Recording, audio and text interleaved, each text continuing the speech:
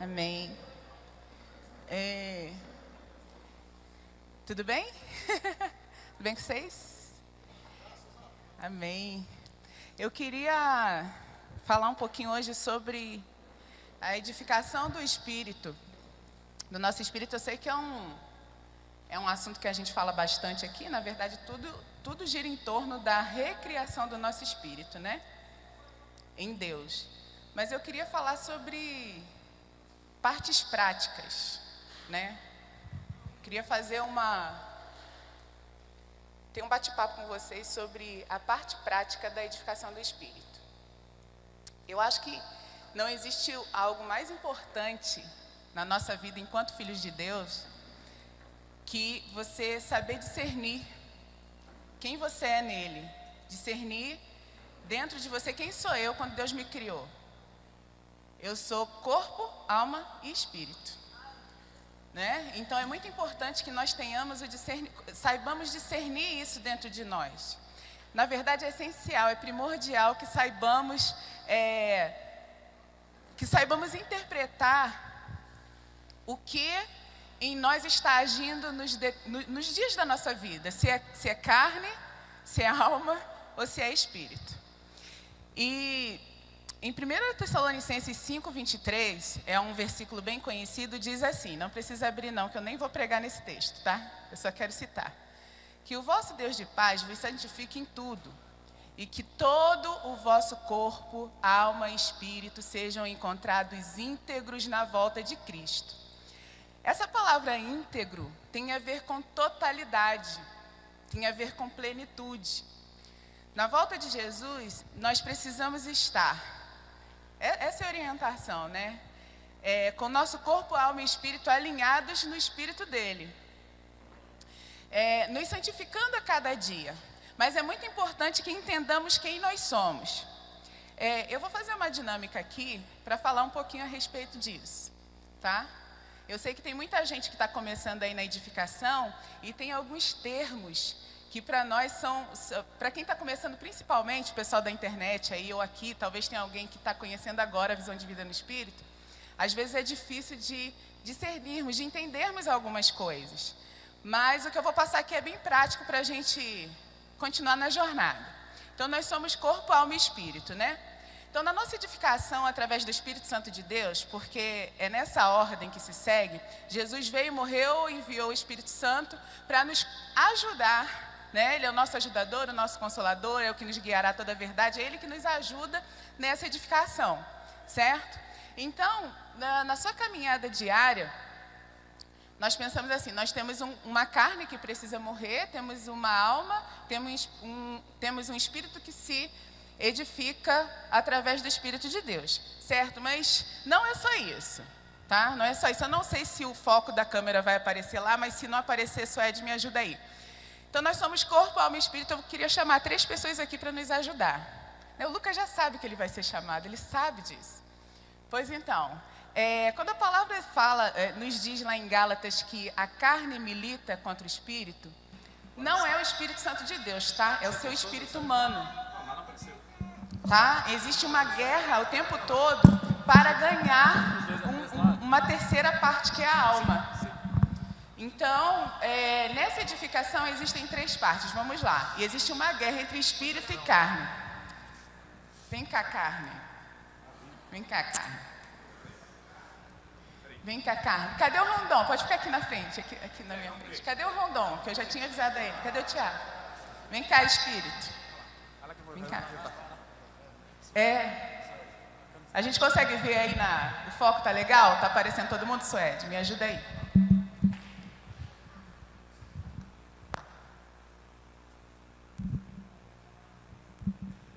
Então, o tempo todo a carne milita contra o espírito contra a carne, porque as suas naturezas são contrárias, certo? E aí eles estão lutando por um troféu, que é a alma. Vem cá, alma. Olha que alma bonita, gente. Vem cá, alma. Fica aqui no meio, alma. No meio. Bem no meio, né? Isso. E a gente aprendeu a usar o seguinte termo. Uma pessoa almática, né? Você está na alma. E a alma passou a ser uma parte nossa ruim. E, na verdade, não é isso. A alma passa a ser ruim quando ela expressa o que a carne manda. Quando a carne domina a alma, e a alma começa a expressar as obras da carne, ela fica doente. Na verdade, ela não fica nem má, ela está doente. Mas, quando ela começa a expressar o que o Espírito direciona, ela é boa, é bonita, é uma alma bonita. É uma alma que expressa amor, gozo, paz, longanimidade. Agora, uma alma doente expressa o quê? Inveja, cobiça, ira, adultérios, e muito bem.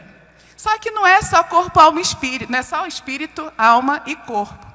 Aqui do lado aqui é o espírito. Vamos fazer o seguinte. Vem cá, meu irmão, você quer participar? Vem cá, que você é alto. Você é alto, fica aqui do lado do Rondon, por favor. Do outro lado, por favor. Esse daqui é o espírito humano, tá? Esse aqui é o Espírito Santo. Mas do lado da carne, que tem obras, existe um ser muito mau. Queria uma pessoa de estatura baixa, por favor, pode me ajudar aqui alguém de estatura baixa? Um homem? É. Eu vou ter que escolher isso?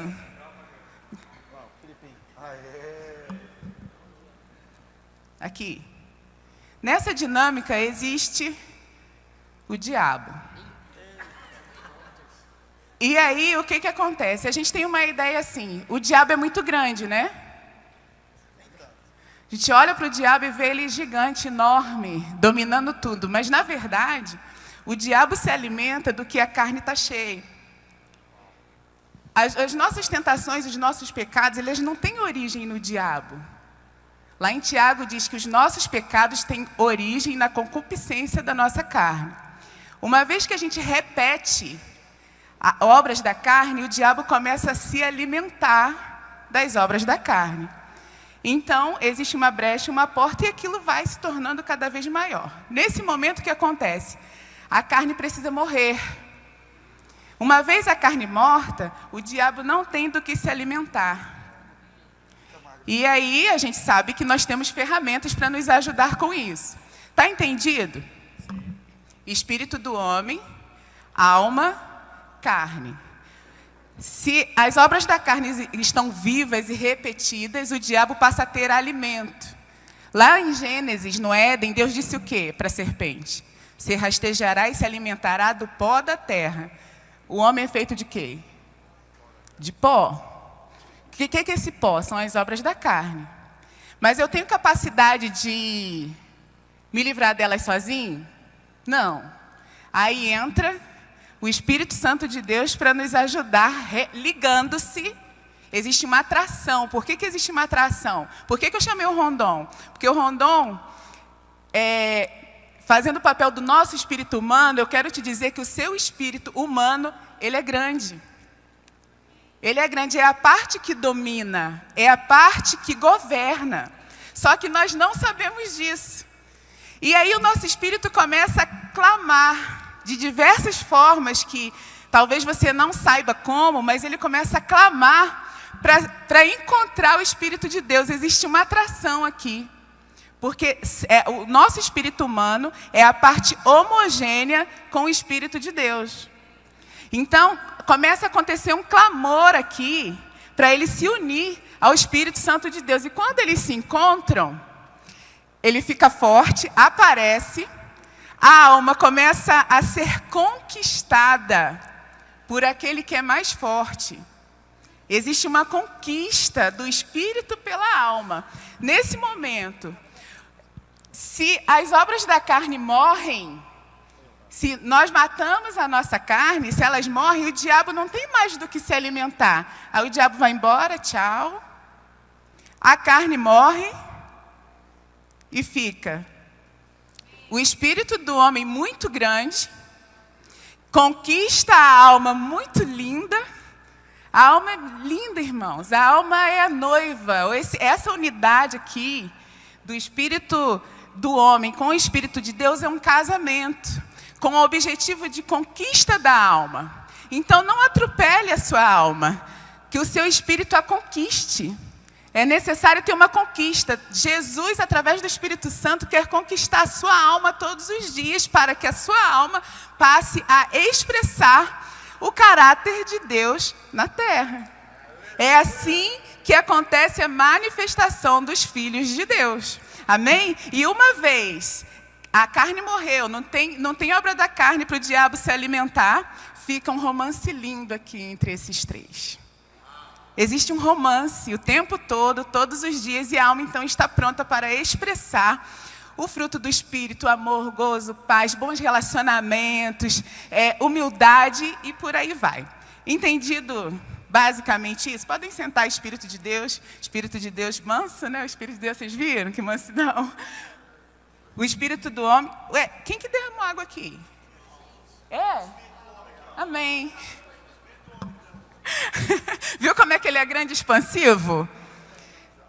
Mas, por que eu fiz isso tudo? Por que eu chamei uma pessoa de alta para fazer o espírito humano, uma pessoa de estatura mais baixa para fazer o diabo? Porque o diabo tem o tamanho que a gente dá.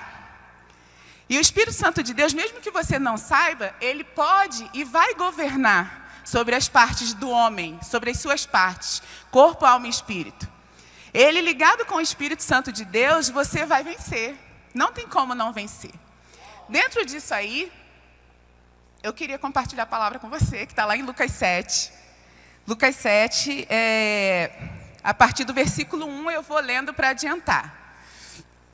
Tendo Jesus concluído todas as suas palavras dirigidas ao povo, entrou em Cafarnaum. E o servo de um centurião, a quem este muito estimava, estava doente, quase à morte. Tendo ouvido falar a respeito de Jesus, enviou-lhe alguns anciãos dos judeus, pedindo-lhe que viesse curar o seu servo. Estes, chegando-se a Jesus com instância, lhe suplicaram, dizendo: este é digno de que lhe faças isto, porque é amigo do nosso povo e ele mesmo nos edificou a sinagoga. Então Jesus foi com eles, e já perto da casa, o centurião enviou-lhe amigos para lhe dizer: Senhor, não te incomodes, porque não sou digno de que entres em minha casa.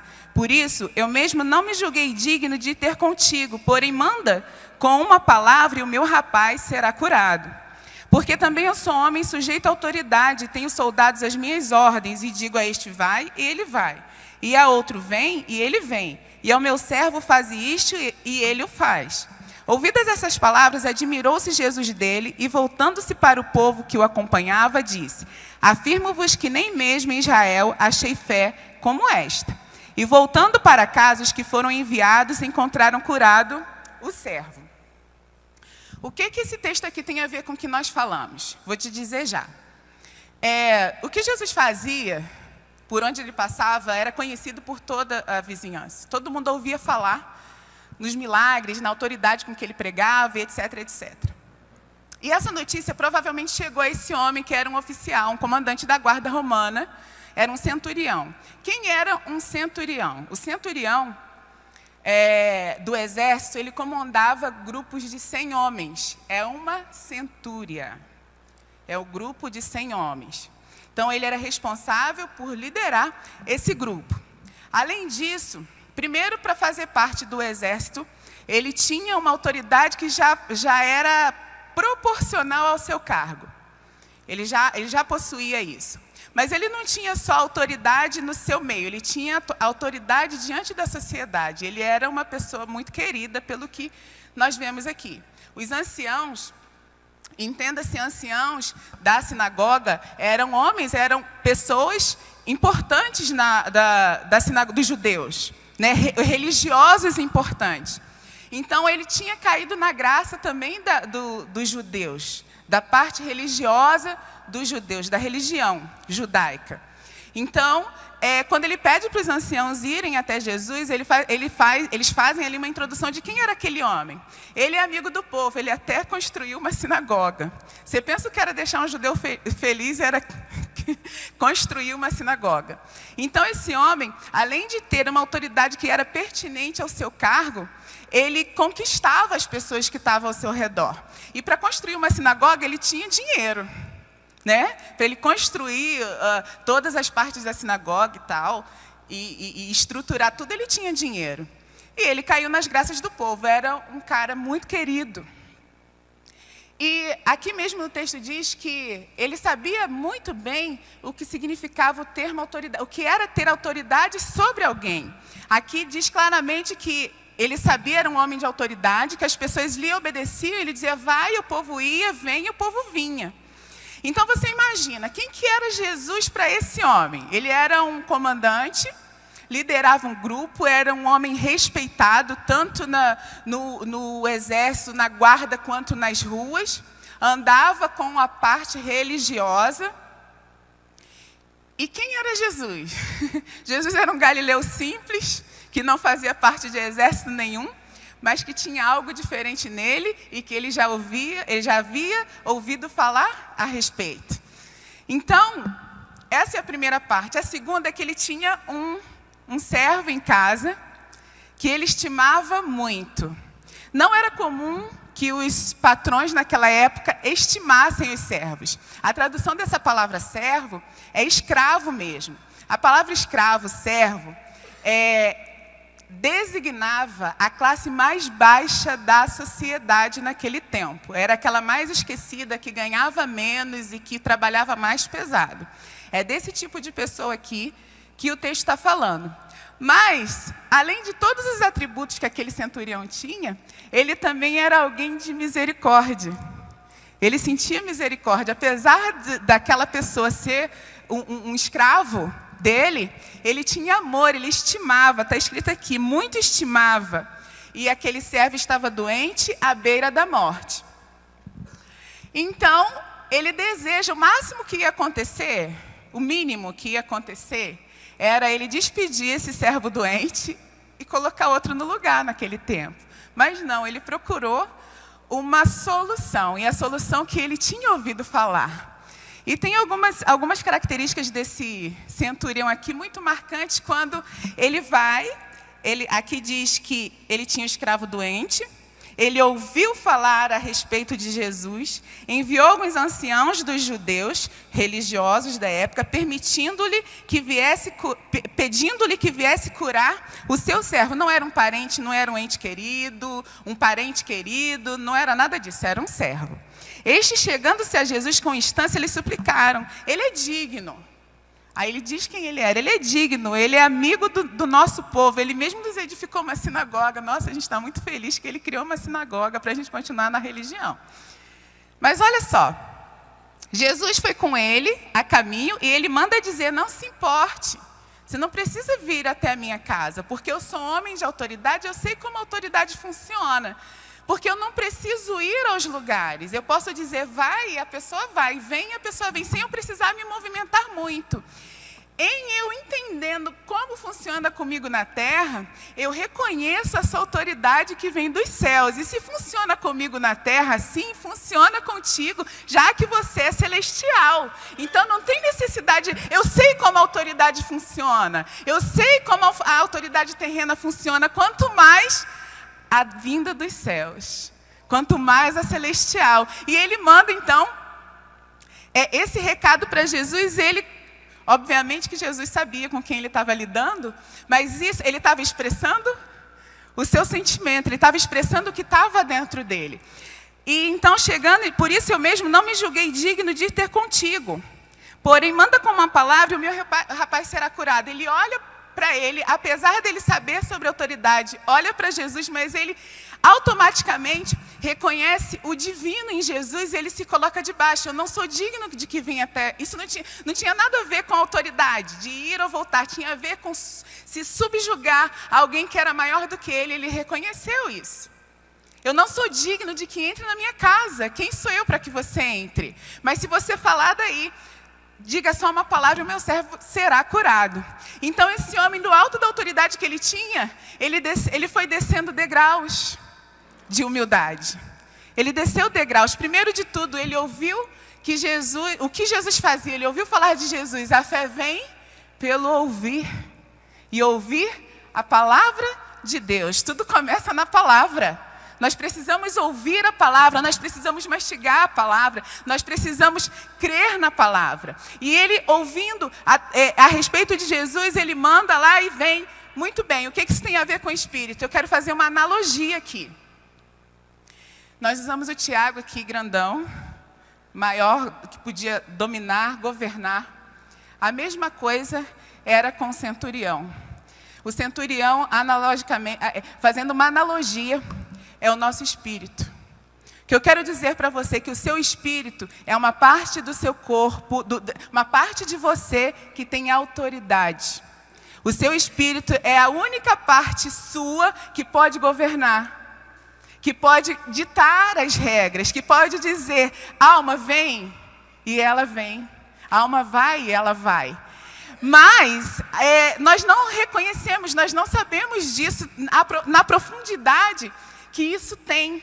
Então vem o Espírito Santo de Deus e começa a haver uma atração. O que aconteceu com o centurião? Houve uma atração dele por Jesus.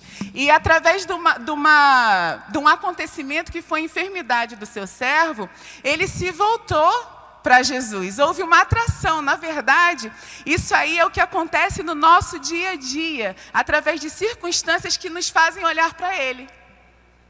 Existem coisas que acontecem na nossa vida que o objetivo é nos voltar para Ele, nos aproximar e reconhecer quem Ele é.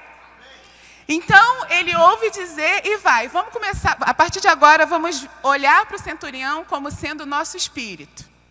Existe uma atração disparada por alguma coisa.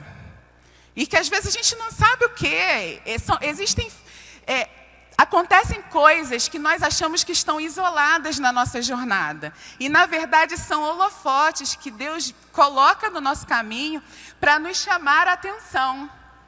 Então preste atenção nesses holofotes, nessas luzes, nesses eventos, acontecimentos que circundam a nossa vida, que pode ser que seja algo que Ele está usando para chamar a sua atenção. Essa é a atração, porque o tempo inteiro o Espírito Santo de Deus deseja conquistar a sua alma. O tempo todo, o tempo inteiro, o Espírito Santo de Deus deseja conquistar a sua alma.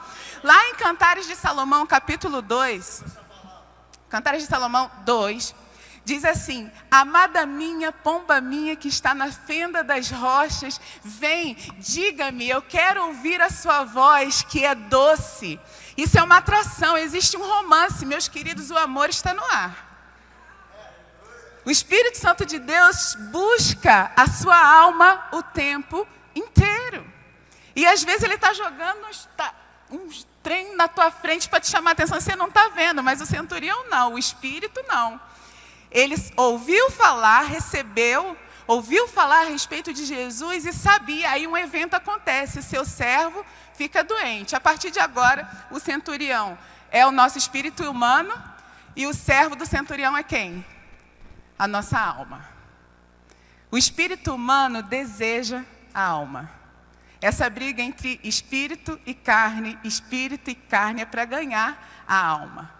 Então, o nosso espírito humano, quando ele olha para a nossa alma enferma, e essa enfermidade não significa só que você está cheio de expressando as obras da carne, inveja, adultério, não é só isso, é isso também. Mas pode ser uma alma com um depósito de histórias ruins que fazem você ter comportamentos que te limitam hoje. Pessoas que passaram por coisas no passado e tiveram uma vida, eu falei um pouco sobre isso na última ministração, você tem um histórico ruim, você tem frustrações na sua vida, dúvidas, e a nossa alma deposita isso, porque a alma é flexível. A nossa alma é flexível. Eu costumo dizer que corpo, alma e espírito é assim, é igual ao estado sólido, líquido e gasoso.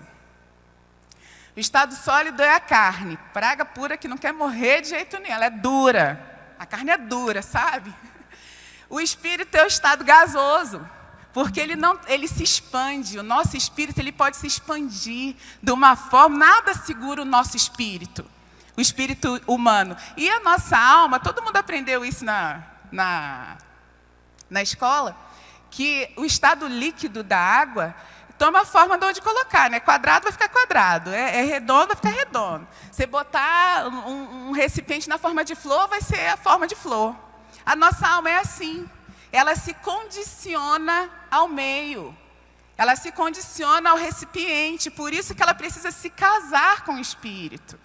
O Espírito precisa conquistá-la.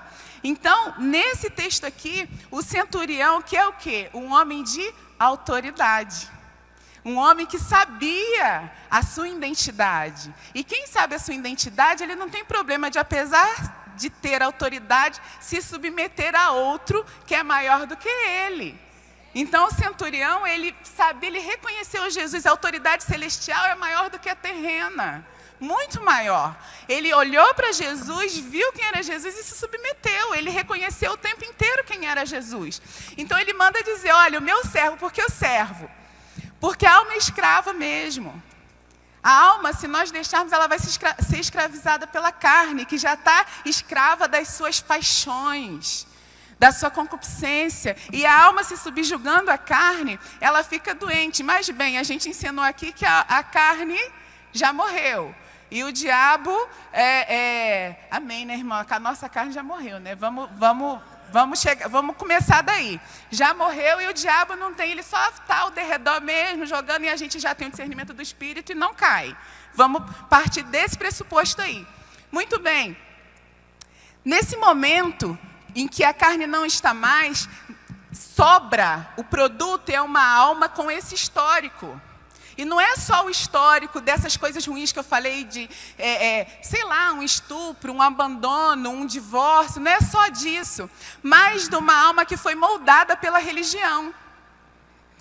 Nós somos resultado de tudo que nós passamos. Eu sei o que é ser moldado pela religião, eu sei o que é uma prisão, você achar que você está livre. Irmãos, a situação é triste. A religiosidade, ela aprisiona a gente e a gente está dentro da gaiola achando que está livre. Então, nós somos resultado disso tudo. Nós somos resultado de domínio, de escravidão. E é muito clara a palavra quando fala que o servo estava doente, é com esse tipo de doença. É doença causada pela religião que passamos. É doença causada pelo nosso histórico de frustração. É doença causada por causa de soberba, inveja, competição e tantas obras da carne. Então, naquele momento, o servo do centurião era esse tipo de alma, com um conjunto de coisas ruins, de tribulações, enfim. Mas o Espírito viu isso. Meu servo está terrivelmente doente. Vou em quem? Na palavra, porque o verbo se fez carne, a palavra se fez carne e habitou entre nós, e continua habitando através do Espírito. Bem-aventurado que reconhece a sua presença. Então ele reconheceu e foi. Aí houve uma atração por causa da enfermidade da alma.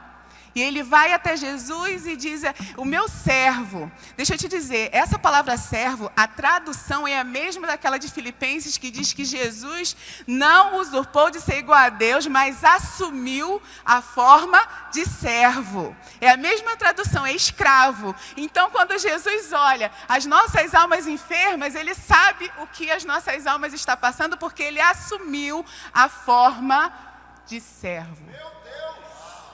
Ele se identifica, o papel de Cristo é salvar, é resgatar. Ele é o nosso resgatador. Então, quando ele vê o clamor do nosso espírito, se unindo com ele, primeiro através da palavra e indo até ele, ele vem para salvar a nossa alma. Ele é o nosso resgatador. Através da nossa edificação, desse contato primeiro com a palavra. Quando nós ouvimos a palavra, a fé vem pelo ouvir. Ouvir a palavra de Deus. No momento que eu ouço a palavra, eu gero em mim fé. Eu gero fé. Por isso que Judas 20 é edificando-vos sobre a vossa santíssima fé.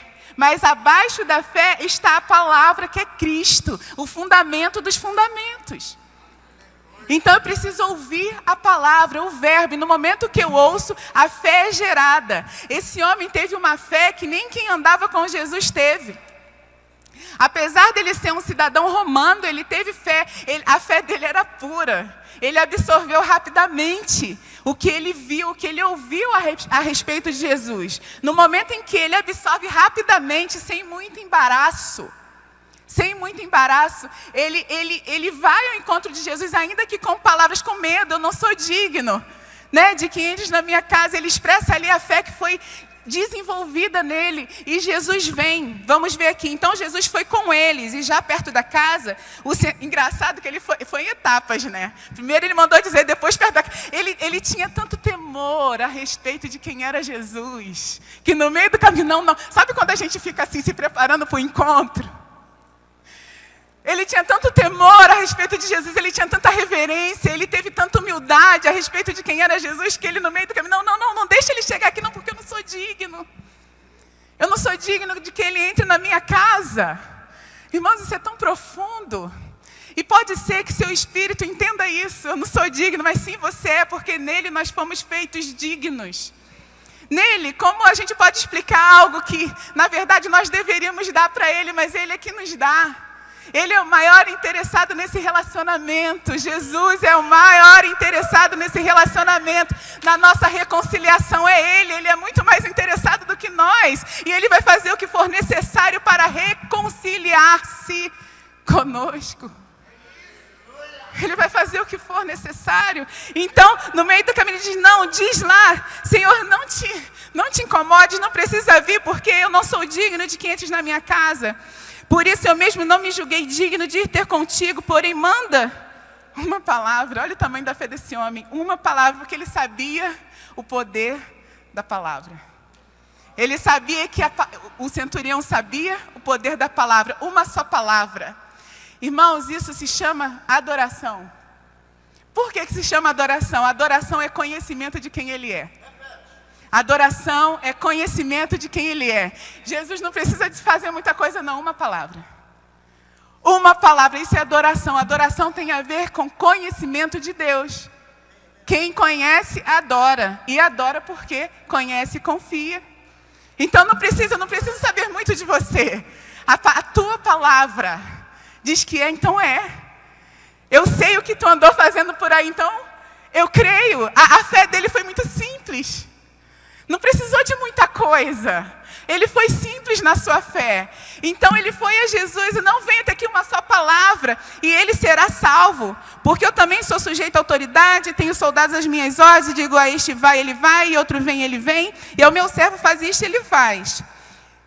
Intrinsecamente aqui ele está dizendo, o que você disser, não importa o tamanho da enfermidade que o meu servo, a minha alma, tiver, que ela vai ser curada.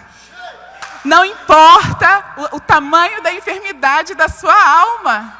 Uma vez o Espírito reconhecendo o Espírito de Deus, o Espírito vem para revelar o Filho. Uma vez nós conhecendo o Filho, nós sabemos que tudo Ele pode fazer. Não existe enfermidade que Ele não possa curar. Não existe quadro que Ele não possa transformar. E Ele sabia muito bem disso, com simplicidade. Foi muito simples. Irmãos, por que a gente torna tudo complexo? Por que nós tornamos tudo tão complexo? A nossa fé precisa ser simples como simples Jesus é. Jesus é muito simples. Então, a alma lá, quase à beira da morte, enferma. Jesus, no versículo 9, ouvidas essas palavras, admirou-se Jesus dele e voltando-se para o povo que o acompanhava, disse, afirmo-vos que nem mesmo em Israel achei fé como essa. E olha só que coisa interessante isso aqui. Jesus se admirou como fosse possível surpreendermos Jesus. Entenda quando Jesus faz essas coisas, quando a Bíblia fala assim, e se admirou Jesus, e se assustou Jesus. Na verdade, Jesus se deixa admirar, se deixa surpreender para mostrar aos que estão vendo. Porque ele se vira para os que acompanhavam ele. Quem que acompanhava ele? Tinham muitos anciãos ali da sinagoga, não tinham? Faziam parte do sinédrio. Ocupavam a sinagoga que o centurião edificou. Então, deixa eu te dizer, não existe nada que você possa fazer que vá surpreender Jesus. Não há nada que você possa não fazer que vá decepcionar Jesus. Deus é alguém que nunca precisou ser criado. Ele é eterno. Você, sei lá, tem 18, 20, 30, 40 anos? Você acha mesmo que na sua idade você pode surpreender Deus com alguma coisa? Ele pode se decepcionar com você, ou onde é que fica a onipresença dele? Aquilo que você errou ontem, ele desde a eternidade, ele já sabia que você ia errar. Eu ouço algumas pessoas dizerem assim: eu decepcionei Deus. Irmão, tá uma vergonha, você conhece pouco de Deus demais. Você acha mesmo que Deus se decepciona com você? Ele se surpreende: nossa, eu estava andando certinho, vacilei com Deus, decepcionei Ele. Querido, isso é um conhecimento muito raso da onipresença, onipotência e onisciência de Deus. Nós estamos falando de uma pessoa eterna, que não precisou ser criada, não precisou nascer. Então ele não pode ser surpreendido, não. Ele pode ser agradado. Amém. E a nossa fé agrada a Deus. Então Jesus se admirou para mostrar, se admirou e expressou essa admiração. Mas ele sabia com quem ele estava lidando, para que aquelas pessoas conhecessem a expressão máxima da fé. Quando ele diz, nem mesmo Israel houve uma fé como essa, por que não houve? Irmãos, eu nunca tinha parado para pensar nisso. Quem me ensinou isso foi Joseph Prince. Um videozinho de 5 minutos, eu nunca tinha percebido. As pessoas que Jesus fala a respeito da fé limpa, íntegra, rápida e simples, são duas pessoas que não eram judias. O centurião e a mulher cananeia. Por quê?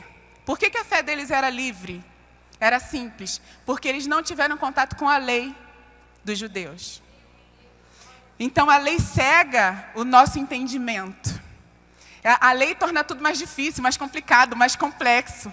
Você tem que fazer, você tem que fazer, você tem que fazer. Embaçado, nos dá uma visão embaçada a respeito do filho. Por isso que foi assim, foi lá, tá bom. Você já viu gente que nunca não aceitou Jesus falar em línguas? Assim, primeiro dia, veio para a igreja e começou a falar em línguas. Por que ela fala? Porque ela não teve um histórico anterior de que é religião, você está inventando, é o diabo que está falando. Ela não tem esse histórico. Eu já vi muitas, primeira vez, nem aceitou Jesus ainda. Tem um movimento lá, fala em línguas. Por quê? Porque não tem impedimento. Não tem interferência, não tem interferente, não tem. Então a fé é simples. Ela está falando, sabe nem o que está falando. Por quê? De onde que saiu? Que Atos 2 é esse? Então nós precisamos nos zerar. Nós precisamos ser, a nossa alma precisa ser curada. Precisa ser curada. E ali, a palavra nos diz que ele enviou amigos. Entendendo que o centurião é o espírito e a nossa alma serve enferma na cama, quase morrendo. O servo lá é a nossa alma. Existem amigos do espírito. Que amigos do espírito são esses? Talvez uma tragédia que aconteceu aí na tua vida. Na verdade, você está achando que é ruim, mas está sendo teu amigo, porque está te levando para ele. Olha para cá. Quando a nossa última possibilidade, quando tudo se esgota e a gente só olha para ele, não tem nada. Esse homem aqui não tinha, vai fazer o quê? Apesar de que ele não parece esse espírito, não, ele estava bem livre para crer em Jesus, né? Mas nós não, por causa dos nossos históricos, nós tornamos tudo muito complexo. Sabe? Então, Deus, às vezes, ele é radical para não perder você. Ele é radical para não te perder, para que a tua alma seja salva. Lá em Tiago, eu gosto tanto dessa epístola. Tiago, capítulo 1, versículo 19, diz assim: sabeis estas coisas, meus amados irmãos, todo homem, pois, seja pronto para ouvir, tardio para falar, tardio para se irar. Porque a ira do homem não produz a justiça de Deus. Portanto, despojando-vos de toda impureza e acúmulo de maldade. O que é esse despojando-vos? A carne morreu, o diabo não tem mais do que se alimentar. Estou despojando, isso já com a ajuda do Espírito. Existe um depósito, né? Aí ficou um depósito. Acolhei com humildade a palavra em vós implantada, a qual é poderosa para salvar a vossa alma. Algumas traduções desse Tiago aqui fala mansidão, né? Outras humildade. O que o centurião foi a não ser humilde? Ele foi muito humilde. E no momento em que nós flexibilizamos o nosso espírito para receber, Aqui fala de duas etapas. Acolher, que quer dizer receber a palavra que foi implantada.